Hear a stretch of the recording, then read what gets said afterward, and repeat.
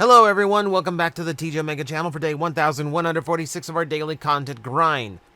If you've noticed, yes, I have been in the same shirt for a while. I'm recording a lot of things in advance at the moment. Just a prep for what is going to be a very busy weekend. So, I apologize for the lack of wardrobe change. But the grind must keep grinding and the show must go on. So now that we have a look at our very first official figure from Age of the Primes, the next generation's line for Transformers, I think we can finally put the Izers to rest. We've had them since Siege. They have been something of a treat amongst the normal generation's releases, and the results have been mixed. But I was holding out hope that, like, the one thought in my mind was maybe they worked it into the 13 somehow, where, like, they break apart and, like, you have, like, weapons from, like, the Transformer demigods or whatever. But seeing Megatronus the Fallen and realizing, yeah, Vector Prime really was our very first taste of the 13, I think it's safe to say this whole branching of Partformer gimmicky toys is probably most likely done. So we're going to kind of take a look at how it went, and we're going to look over all the different variations. We're going to start from the worst all the way to what I feel was the best. So consider this an unofficial tier list. I'm not going to throw numbers at the screen or anything.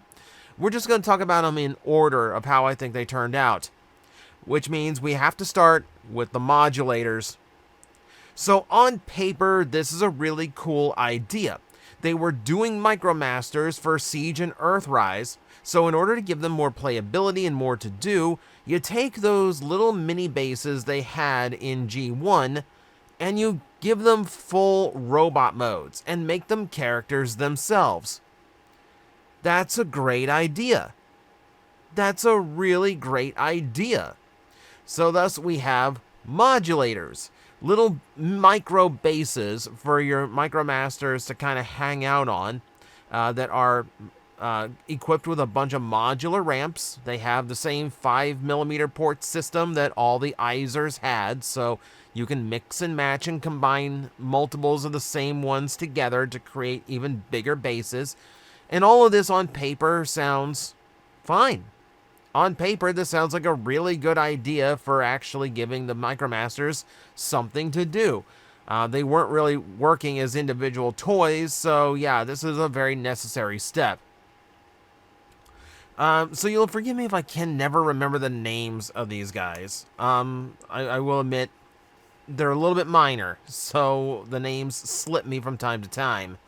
But we had this one, which was cool. I like the tower mode. I like that it had two very distinct modes. If you had a few of these, you can see where they would combine into, like, your, an ad hoc oil rig.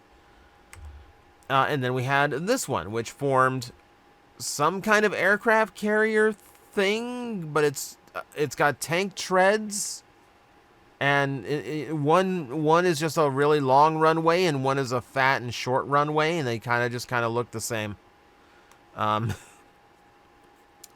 And that's it. That is it. The only other modulators were repaints of those two molds. This is literally it. They gave you two figures to actually mess around with for what on paper would be a really good system.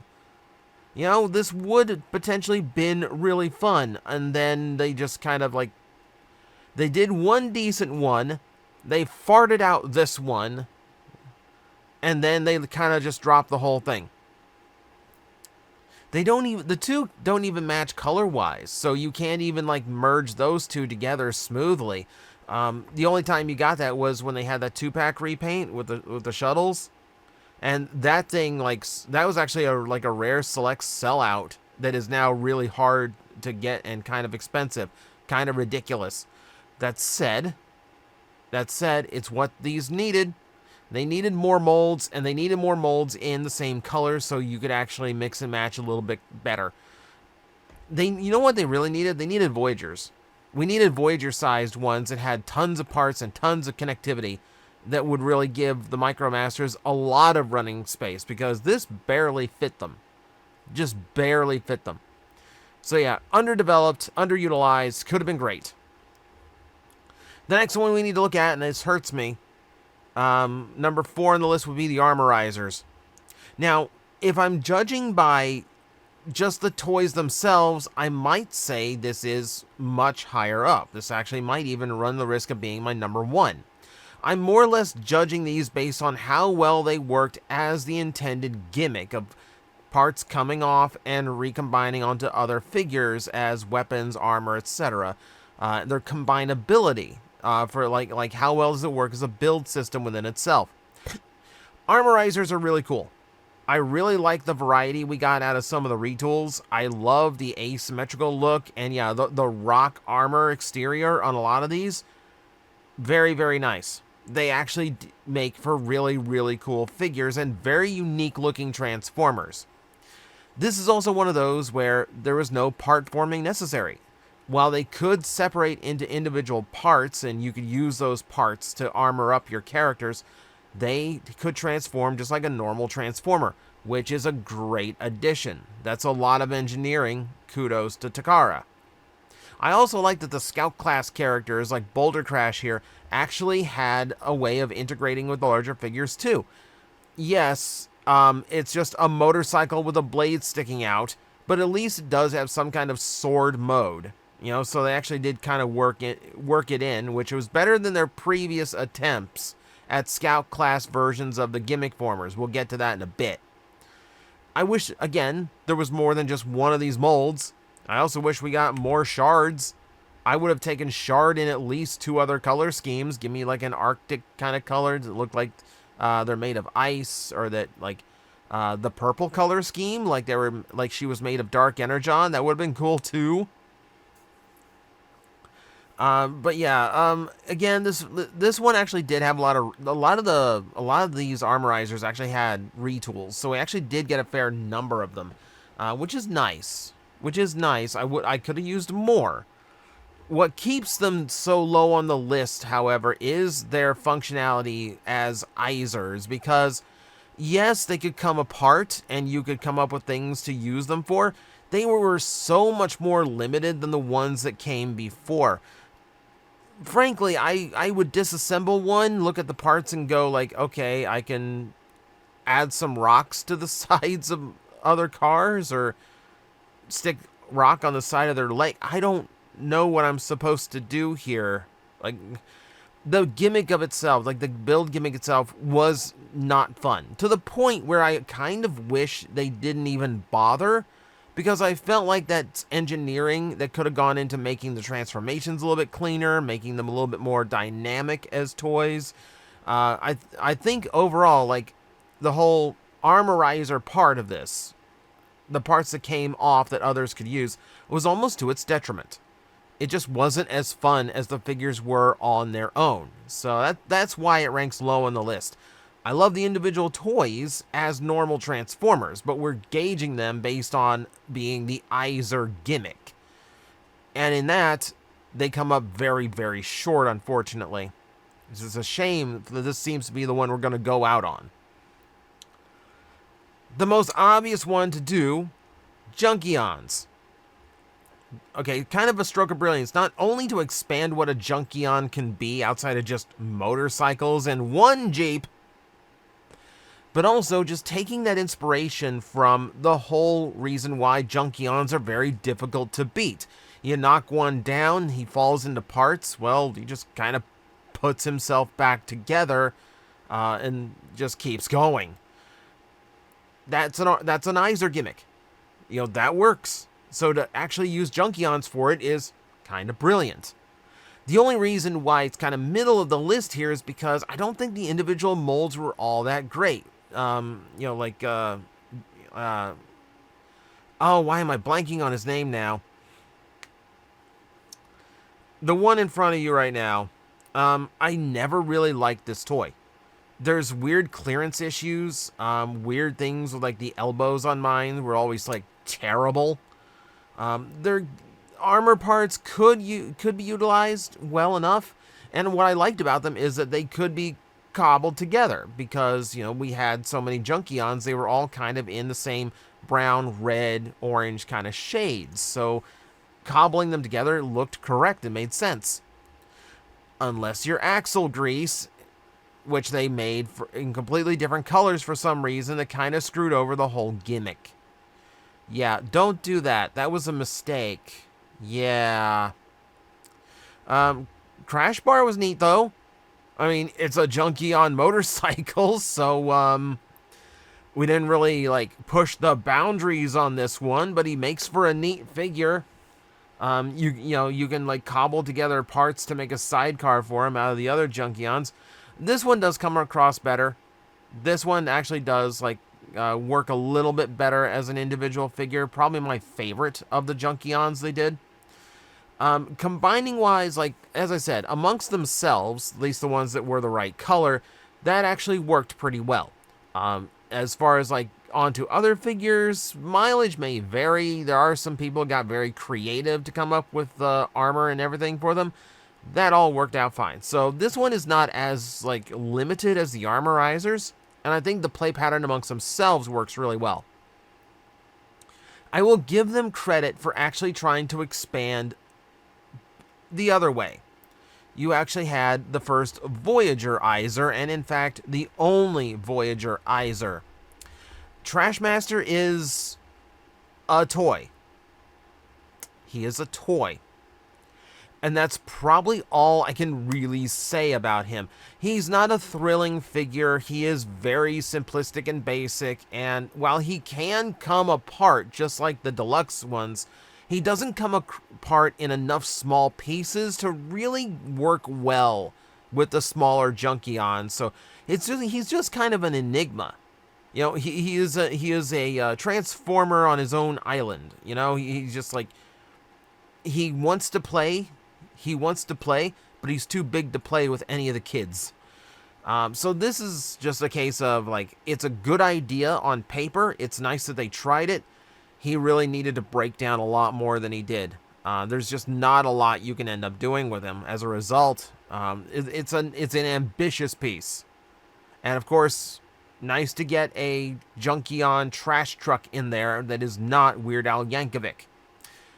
But I don't think it worked in the end. Which is a shame. I like the incentive. I like the gumption behind it. Execution needed work. That's all. Now, when it comes to the top two, I have to be more objective about it because, yeah, both of these work really well, but one does work better than the other. We have to talk about Fozzilizers first, and here's the thing, I really, really like Fozzilizers. Number one, super cool that we're getting, like, fossil Transformers, right? Because that's not something I ever thought we would ever have. You know, Rock Lords in Japan, the Machine Robo spinoff, that one actually had the guts to do fossil Transformer toys. They're super expensive now. I think I saw one at a shop in Tampa in box for like $750. Yeah, not my kind of holy grail, so I ain't dropping that. This is as close as we came, and these were pretty good. These were actually pretty good. Like, the aesthetic is extremely unique, like I said, but also in robot mode. Look how freaking creepy he is. Look how freaking creepy. I loved it. You know, and here's Ractonite. What was great about some of these Fozzilizers was because of the modular nature and how much they broke down into individual parts, there were alternate ways of doing a lot of the transformation steps for these guys. So you could cobble up your own robot mode out of them if you didn't like how the details worked out. And that worked especially great for Ractonite, who had several repaints and retools, meaning you could have some variety amongst all of them in their configurations. That alone is a really, really good idea. You know, that works. What these were great at was just, like, while these weren't, like, forming armor or extensions of a Transformer, they were great at forming, like, cool-looking weapons. You know, especially because these were released during Kingdom, so they worked great for your Beast Wars cast. Brilliant. I think the only thing really holding it back, again, is just a lack of molds. We only had 3 of them, and we'll be honest here, Wingfinger doesn't really inspire the way the other 2 did. I mean, it's cool, but man, it does not feel nearly as substantial or versatile as the others, does it? Again, makes for cool weaponry, and what's cool about it is that the Fozzilizers were modular enough. A lot of people came up with ways of combining all 3 of them into a robot. There was a semi-official one, no less. There was a fan-made one that was like... oh my god, why am I blanking on the name of the Fozzilizers now? Okay. But the first one I showed, like there were like fan mode combinations of like multiples of each one. Like, let's cram 3 together into this horrific bone creature, and it worked. It looked really, really cool. And what also helps, coloring. Coloring is mostly the same, a little bit of variation, but enough to where like they still worked. I would still love a brand, like a full like box set of Fozzilizers all in perfectly matched colors. Dreaming though. That ain't happening, unfortunately. That does leave us with one apparent winner, and that winner would be the original, the Weaponizers. Now, these do have a lot of advantages. Number one, unlike the Junkions and the Armorizers, they are not trying to have a normal transformation. They are strictly Partformers. They do hold an advantage of being based on, like, a lot of them based on characters who are weapons. You know, 6 gun here is just literally 6 guns combined from Metroplex. You know, so, like, that makes a world of sense. You know, that he would break down into weaponry, and that works perfectly. And to give him a vehicle mode now, too, then it's a cool looking vehicle mode. You know, I really do think the fact that these are established characters also helps a lot, because now it feels like they have a purpose outside of just being little accessory vehicles for, you know, the city formers. Cog here, Cog works great as an individual toy, and he basically just does what he did before. Like, he does what he did as a piece of Fortress Maximus. He does have a combined vehicle mode, though, so again, you are getting a little bit more of a little bit more play value and a little bit more like distinction and uniqueness, and I like that a lot. Even ones like Brunt. Brunt is such a good-looking figure. Like, he makes for such a good-looking... Like, no, like, doubt why they cast him as, like the Centurion figure. Because look at him. He just looks like such a good drone figure that you would buy multiples of. And yeah, the fact that he is Triptychon's cannon and tank character. Like, he is literally Brunt from G1. But the robot mode is sick, right? The only knock I ever had against Weaponizers is the fact that the pelvis always was its own little piece, and you can never figure out what to do with it. It was a big, awkward, double-barreled cannon. That's about all you got out of it. But they made for really fun toys, and they worked really well with the play patterns of the Siege figures. You know, they were brilliant. And honestly, I could have gone for another round of those if they had ever cared to. But it seems like that's going to be it. With Age of the Primes on the way, it doesn't look like there is going to be another Izer out in the distance. Granted, when Legacy came out in its first year, they skipped the Izer gimmick completely and only picked it up in Evolution. That said, they've never been the hottest sellers, so I think this is pretty much done. All my only hopes here is that, like, all the Fozzilizers on this shot that never got a toy, can we please? We keep screaming for the Polar Claw in this artwork. Can I get this blue and gray dude in the back who looks super cool? Yes, please, thank you. Oh well. They were fun while they lasted, and it gave us some much-needed variety and even some new characters in what was otherwise a very G1-centric run of toys. So, let me know what you thought of the Izers below, now that it seems like the run is done. I'm always interested in the opinions on things like this. Thank you everyone for watching. I will see you next time.